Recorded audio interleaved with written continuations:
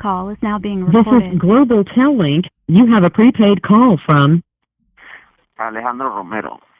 an inmate at the Centinela State Prison, Centinela, California. This call and your telephone number will be monitored and recorded. You have a prepaid call. You will not be charged for this call. To accept this call, say or dial 5 now. Thank you for using Global Tel Link. Hello. Yes. How are you doing today, Alejandro? Appreciate you taking time out of your day to reach out to me and have this conversation with me. No problem. Thank you for having me.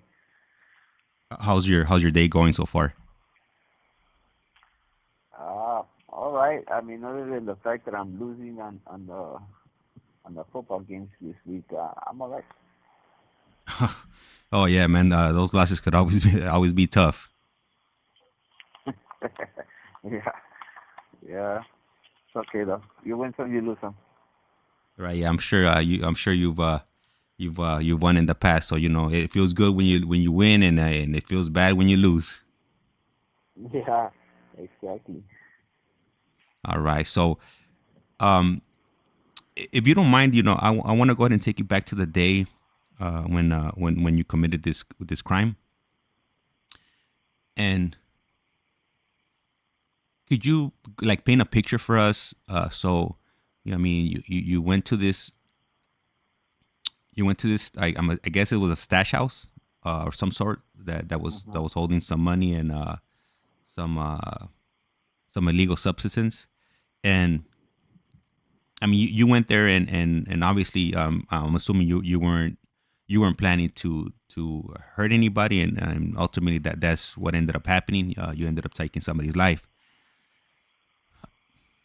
At what moment did you realize that the victim had passed away, and what were your thoughts when you found out that you had taken her life?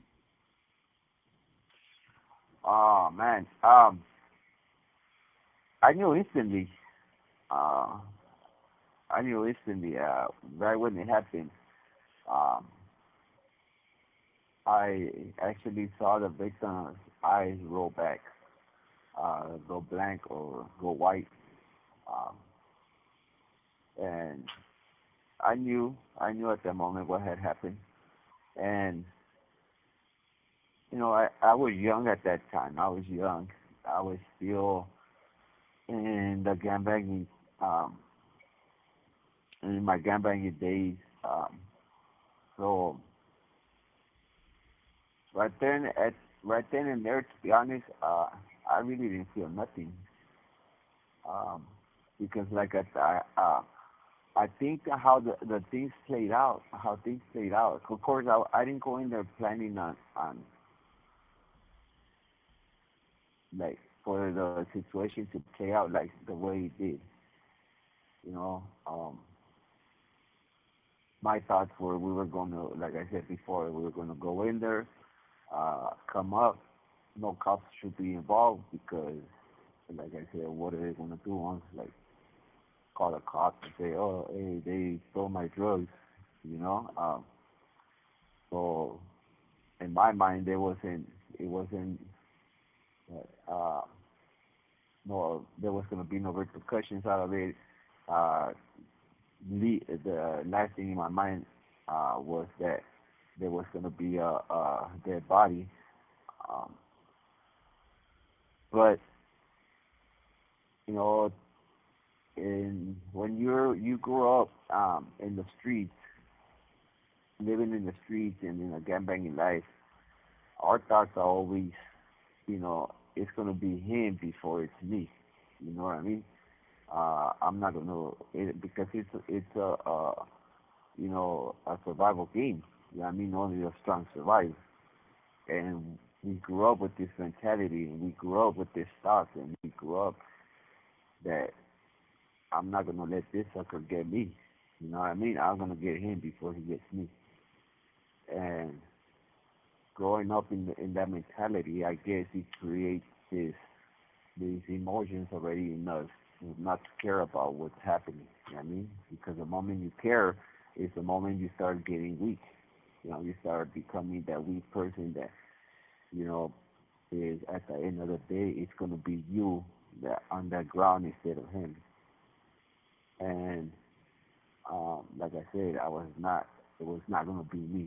And because how the situation played out, I think at the moment I do remember being angry because of what happened. I mean, not at myself. I was angry at him because he and it sucks that I'm saying it because I no longer see things that way. You know what I mean? And I do apologize for it, and I will keep continue apologizing. And I wish I could say it to the proper people that deserve that apology. But like I said, in that moment in time, I was just angry. I was angry that he did what he did to cause this to happen.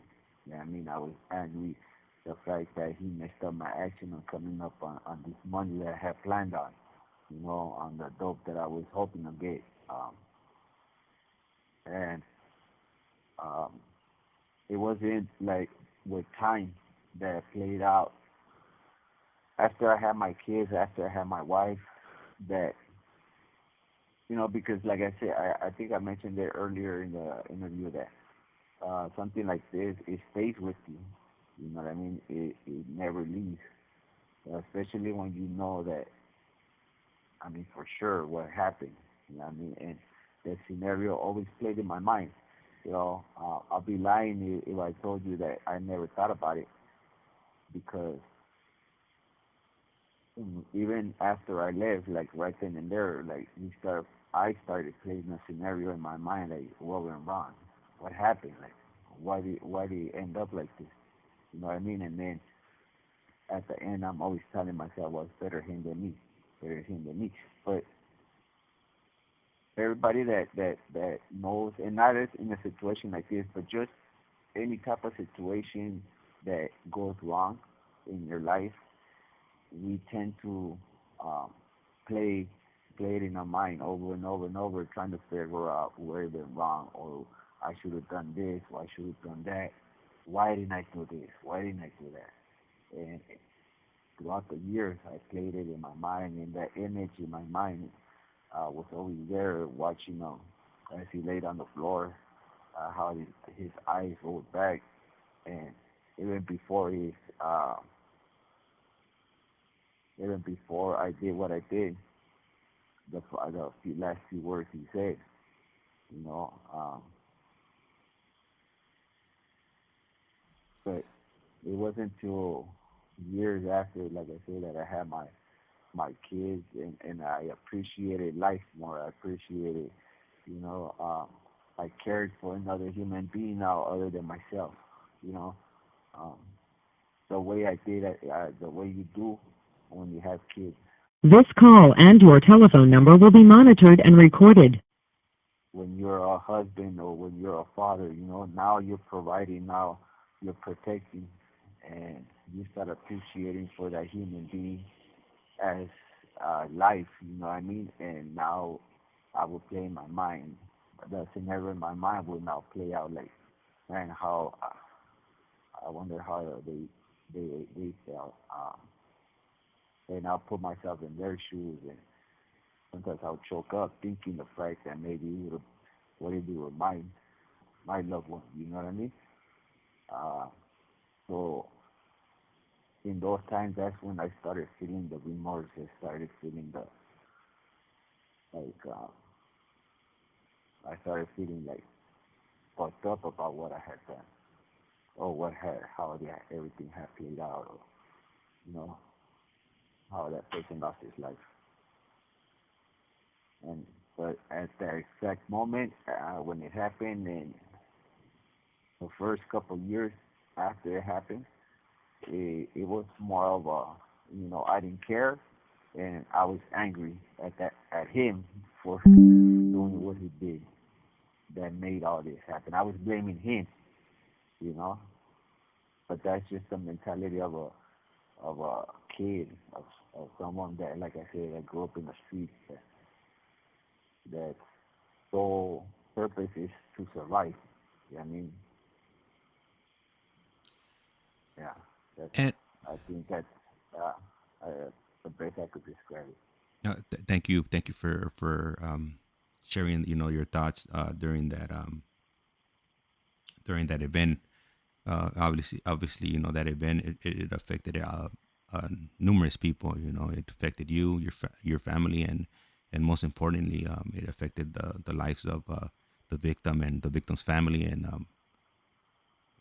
I'm sure numerous people in that community. Um, Yes, I believe. I know now about the ripple effect. I know now about secondary victims. I know now about all that. And like I said, because of that, in what transpired that day, he wasn't my only victim. You know what I mean? Up to years after, I was creating victims because, believe it or not, my kids, my wife, um, my mother, my brothers, his his son, his wife, his brother, his mother, um, even the first responders that experience these, and even though it's their job, and even though I know that every scenario has an impact on them. Even though it's their job, but even then, they're victims. Neighbors, um, his neighbors that were living next door to him in their home, were victims.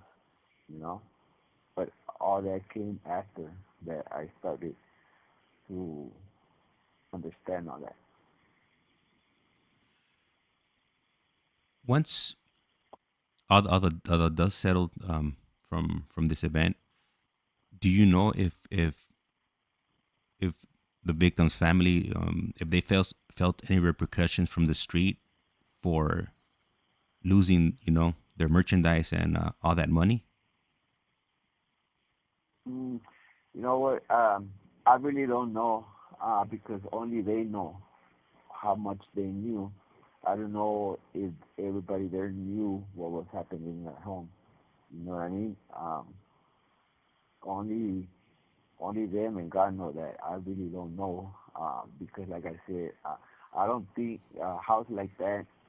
This is my thought.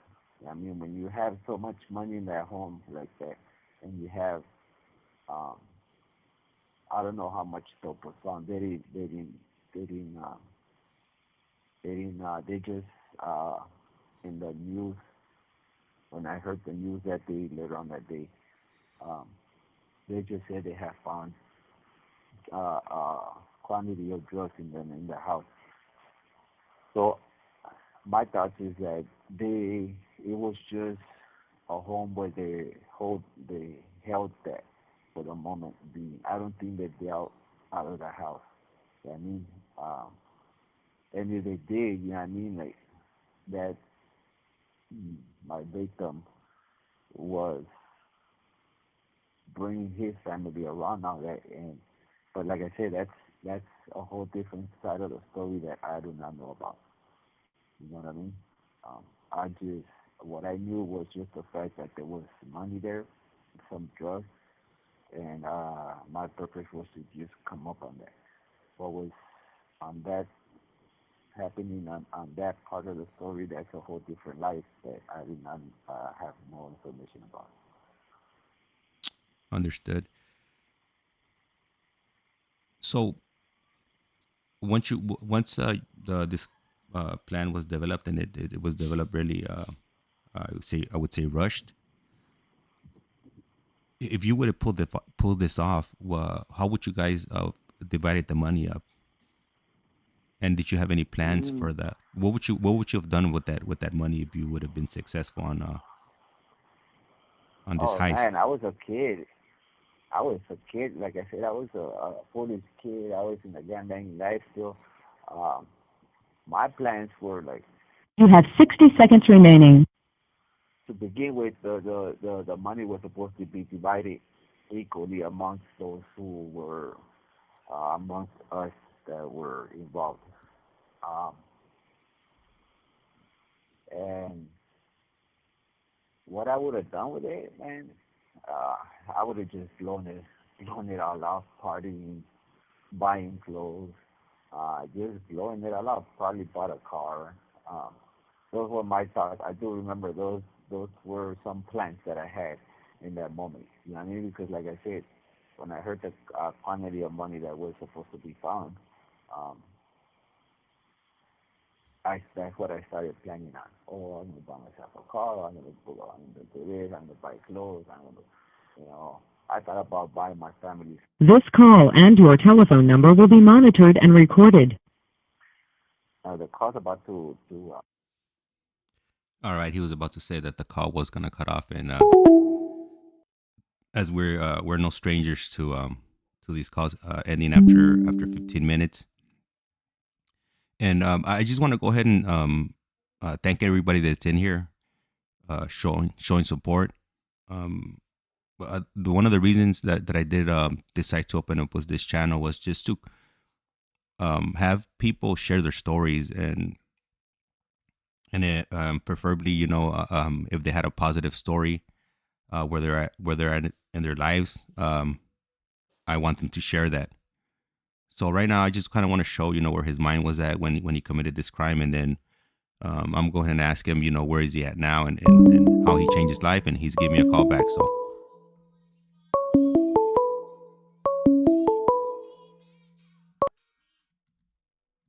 This call is now being recorded. This is Global Tel-Link. You have a prepaid call from Alejandro Romero. an inmate at the Centinela State Prison, Centinela, California. This call and your telephone number will be monitored and recorded. You have a prepaid call. You will not be charged for this call. To accept this call, say or dial 5 now. Thank you for using Global Tel-Link. thank you for calling us back, Alejandro. Just before we continue, somebody just put a comment up on the chat that you sound a little bit muffled. Would it be possible if you could move your mic maybe just a tad bit closer to your mouth so we could hear you a little bit clearer? I mean, I was able to hear you clear, but somebody in the audience wasn't able to. So just wanted to make sure we're able to get the best audio quality possible. Okay, no problem. Okay, cool. Yeah, you sound you sound a little bit louder now. So yeah, whatever you did, Okay. it's working, I think.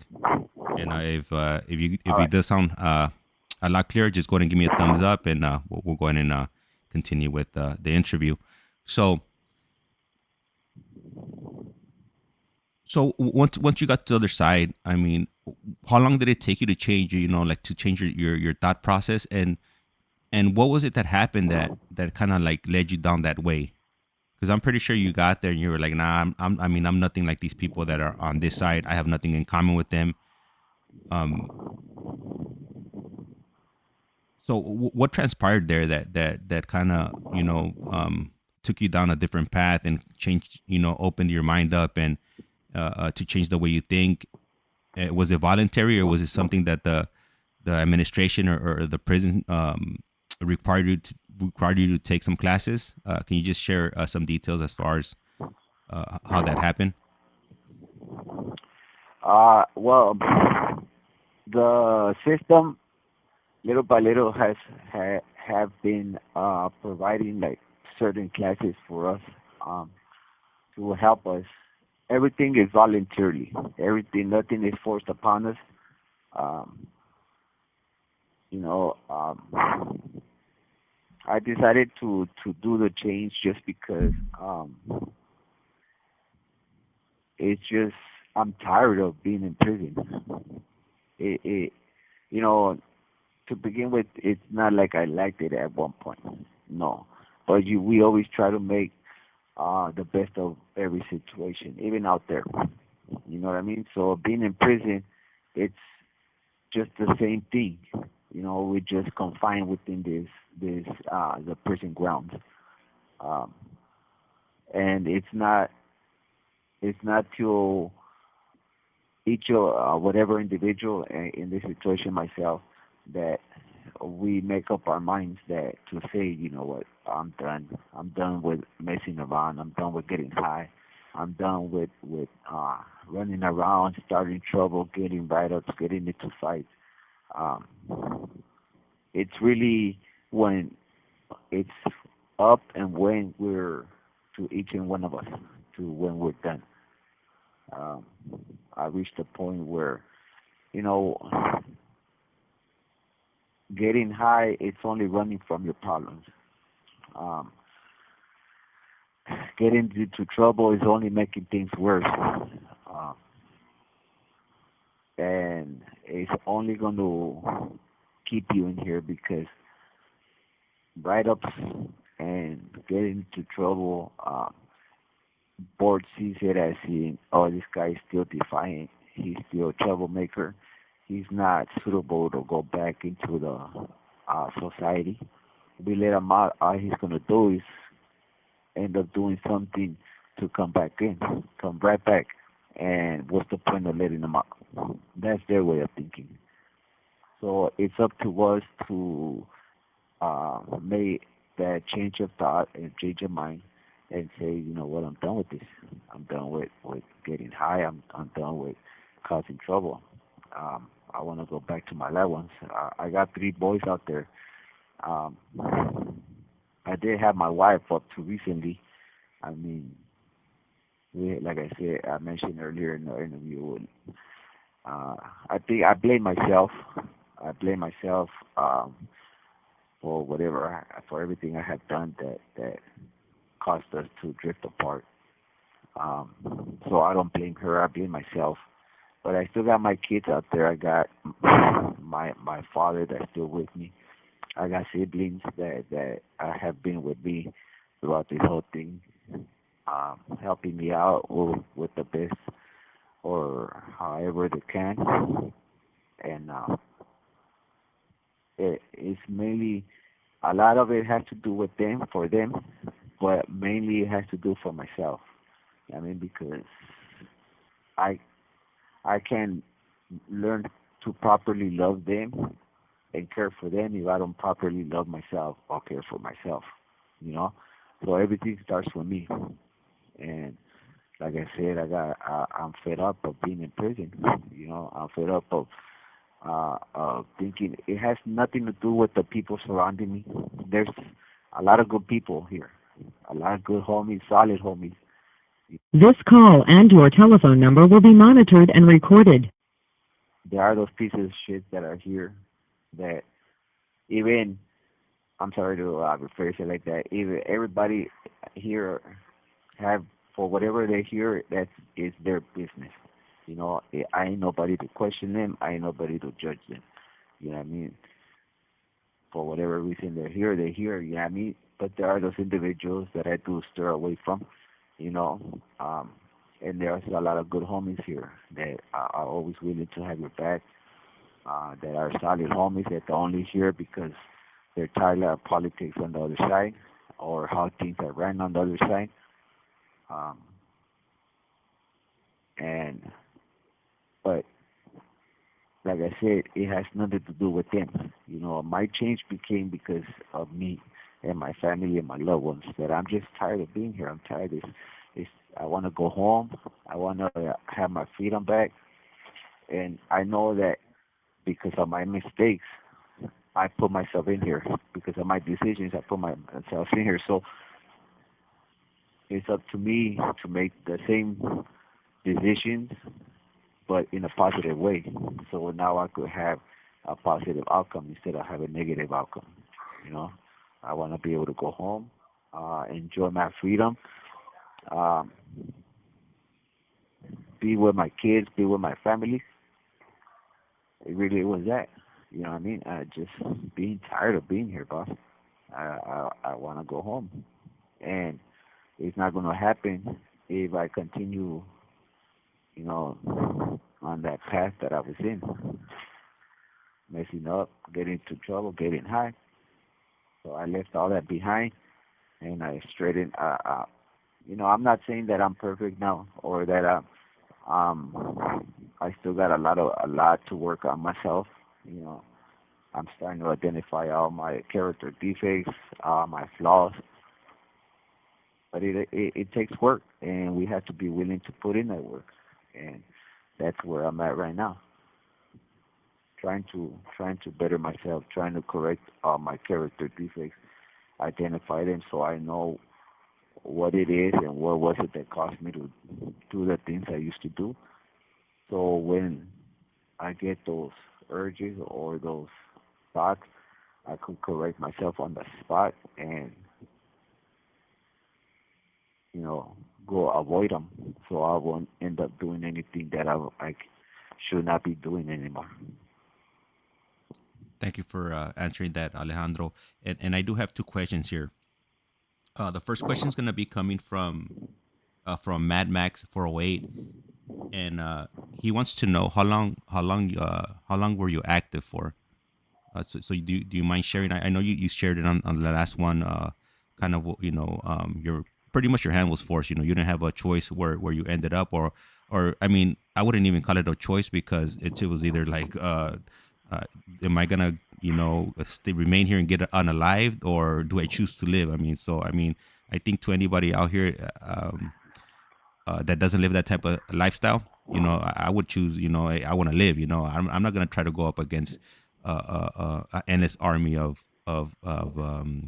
followers. So Yeah, and it's a never-ending fight, a battle. It's a battle that you're just not gonna win. Wherever you go, if you remain in that, if I would remain over on the other side, it was just a continuous battle that I was gonna continue to live, and at the end, I was not gonna win it. You know, but throughout the whole, like throughout all my times that I got busted, I was active. It wasn't to this to the second year that I got busted for this crime that I decided to come on this side. When I mean, of course, with the fact that um, how it played out, when they investigated, found out what I was busted for, and you know, they had decided to move on me because, like I said, how I explained had explained earlier, but um, besides that, I already had seen a lot of things that I did not like. It wasn't like how it was back in the days when there was an actual cause. So that kind of like helped it. You know what I mean? That was part of the reason. But yeah, for the most part, like I said, I have been active on my prior prison terms. All the time, it wasn't to this crime that I got busted for. On the second year that I was in here, that I decided to come to the side.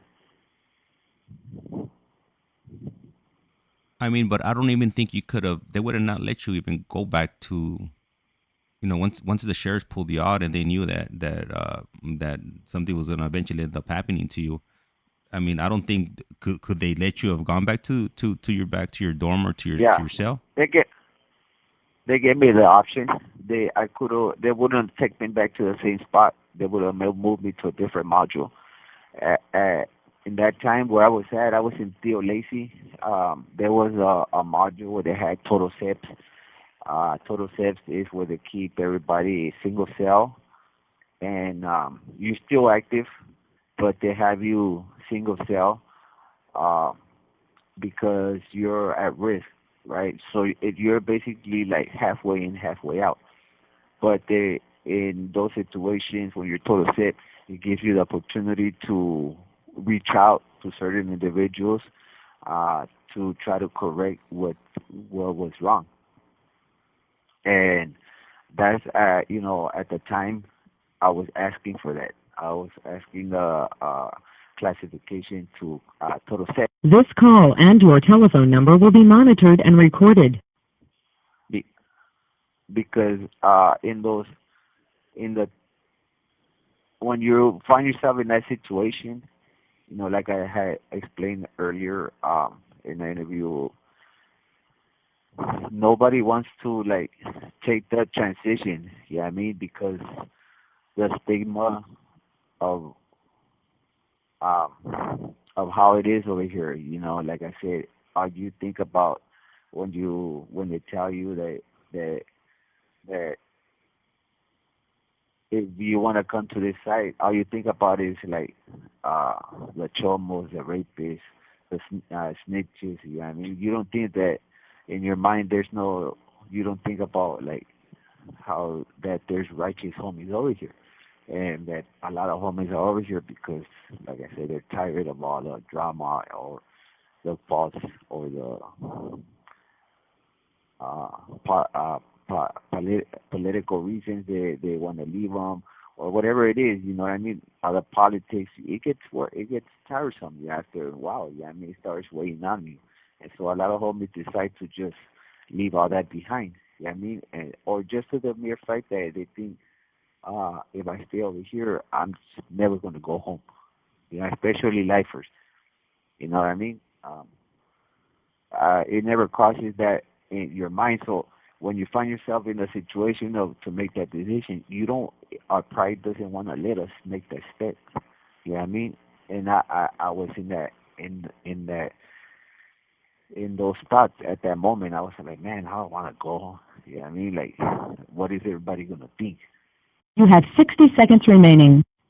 My loved ones are gonna see me less of a man, and and that's just our pride talking.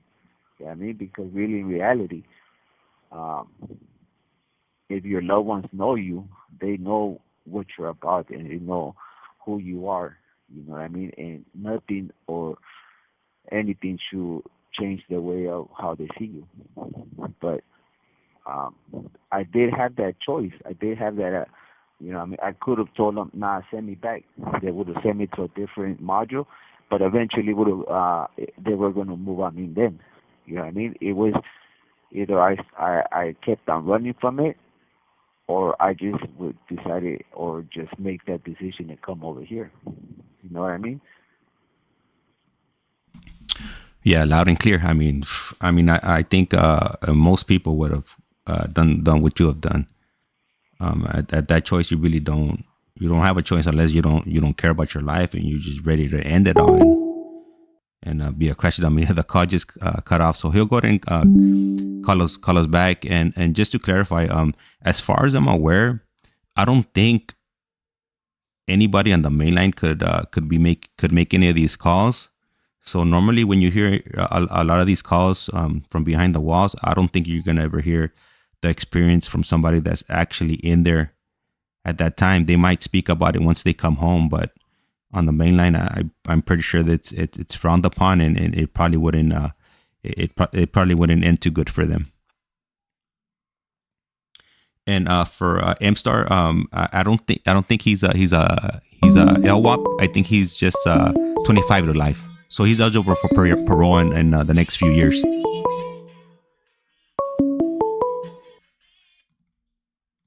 This call is now being recorded. This is Global Tel Link. You have a prepaid call from Alejandro Romero. an inmate at the Centinela State Prison, Centinela, California. This call and your telephone number will be monitored and recorded. You have a prepaid call. You will not be charged for this call. To accept this call, say or dial 5 now. Thank you for using Global Tel Link. Yeah, I just seen that. All right, so we are on. We're back on. All right. Um, So yeah, like I was saying, go ahead. I You did got it. have a choice, but at the end, like I said, when the classification CO started mentioning my family and put it in my mind that to think about them and not think about myself, that's when I said, okay, well,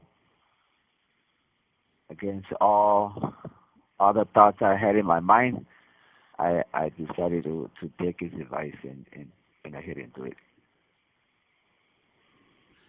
All right, yeah. I think I mean, maybe I'm sure there's some people out there that will say, "Hell no, I would have rode it till the wheels fall off, and I would have gone up against everybody, Yeah. and blah blah blah, and this and that." And but the truth of it is, I mean, I I've heard think, it. yeah, I, It's funny you say that because I got two brothers, right? One of my brothers was like, cool, you did what you did, and he's been busted.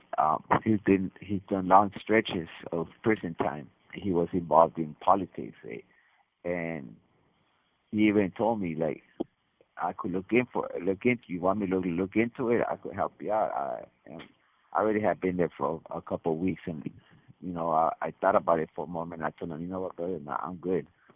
And then my other brother, he didn't tell me to my face, but I heard this through another person, one of my other loved ones, that he was over there talking about. Oh yeah, I wouldn't have done it. But this brother has never been busted. You know what I mean? But he was over there talking a good one. Oh, I would have never done it. Yeah, you would. I would. They would have had to kill me and this and that. I was like, yeah, all right. Says the one that's never been down. I mean, and good for him. He's never been through the system because I Yeah, mean, when you when you are in there, I'm sure you go and you witness and you put your body and your mind through all kinds of hell. But yeah, no, I think yeah. that's a No, common. Go ahead, go ahead. I didn't have it against him. I love my brother. Don't get me wrong. Um, at the moment, I kind of felt a little sting, when I heard that because I grew up with this brother. He was supposed to be like one of my ride or dies because we grew up doing all kind of shit together, and you know, like he was the last one I thought that would have said that. But I know that sometimes we speak, just out of emotions and not knowing what we cause or really, you know, what those words really actually cause. You know what I mean? And but nonetheless, he's my brother, and I love him. I love him. You know, This call and your telephone number will be monitored and recorded. I didn't hold it against him. I didn't even bring it up to him because I knew that it probably would have caused some, you know, um, some tension between us. And that's the last I wanted with my family. With my family, I love my family, so I will never try to cause any type of like tension between us. Yeah, absolutely. I mean, family is normally gonna be they're gonna be your strong supporters, and they're most likely gonna be on your corner when you're in situations like this. Well, I mean, hopefully, Yeah, you want to have a family like yeah, that. They are going to be your lifeline, and they're going to be your direct connection to the outside. Whenever you need information or whatnot, or some help, or things of that nature. Then, yeah, exactly. and right now that I made that comment right now, um, so I mean, before this whole, you committed this crime and ended up in, where you're at right now. You had homies, right? You had really good homies. Of those homies, how many of your homies kept in contact with you while you've been down? None. Not even when I was inactive. You know what I mean? Not one of them uh, ever called my family to see if they needed anything. As a matter of fact, a couple of them even tried hitting on my wife. You know, and thankfully, at the time, my wife showed to be loyal to me, and she was all like, "Hey, guess what?" And she told me what had happened, what had transpired, and I was upset. I was highly upset. Um, but I was in here. There was nothing I could have done. And like I said, like all the other homies that you thought to be like, oh yeah, he's always gonna be righteous. He's gonna be loyal. Yeah, there's really no true homies. Then, to be honest, I think that there's only a few that, as all this, as my life has, you know, progressed, I could only say that there's only a handful of people that I could actually call friends. You know what I mean? And I could count them in one single hand because the rest only speak a good game. They speak a good. That's all it is. Just words. You know.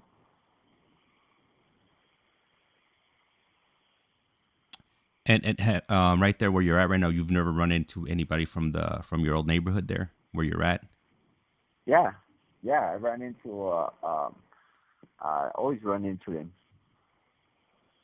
Like right there I've from. actually ran into a. Go I've ahead. actually ran into a few from that I knew out in the streets Oh yeah, that I that's grew what up I with. meant. Yeah.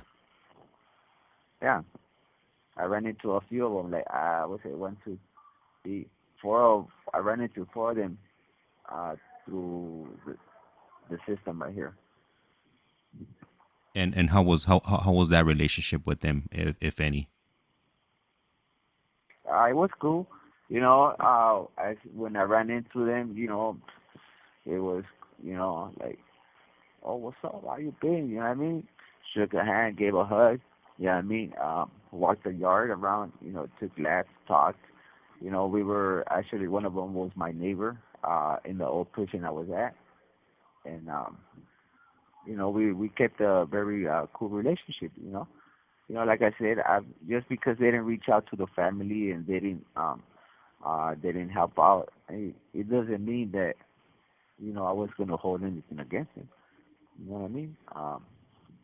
They're in the same situation as I am now. You know what I mean? So, all it is was, you know, running into an old acquaintance. You know what I mean? Caught up, talked about what had happened. You know what I mean? Uh, that, same old thing. Shit, people talk about to get caught up in throughout the years. Yeah, I hear you.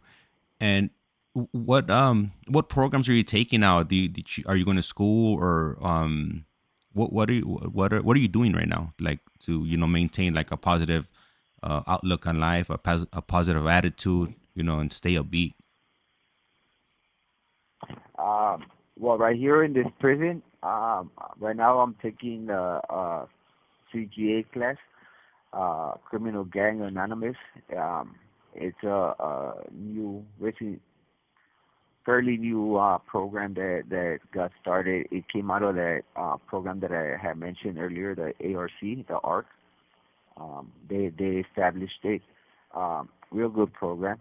Um, I'm doing the ISUDP program. That's a program that the CDC provides for us. Um, and that's kind of like a mandatory program. I'm already on my third class of it, and that's it on this prison. Um, uh, This call and your telephone number will be monitored and recorded. right there, I did victims awareness.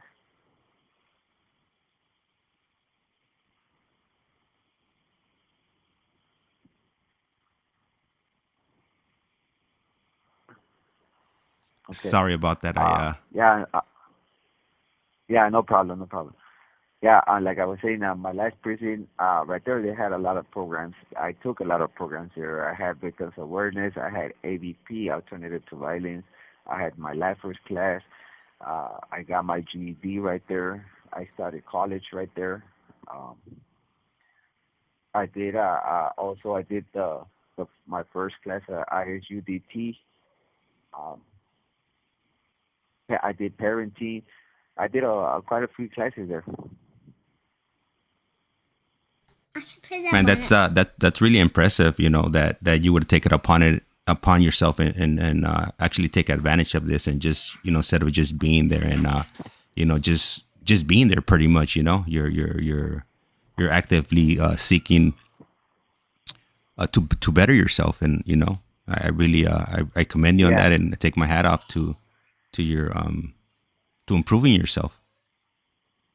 yeah. Thank you. Appreciate that. Like I said earlier, it takes work.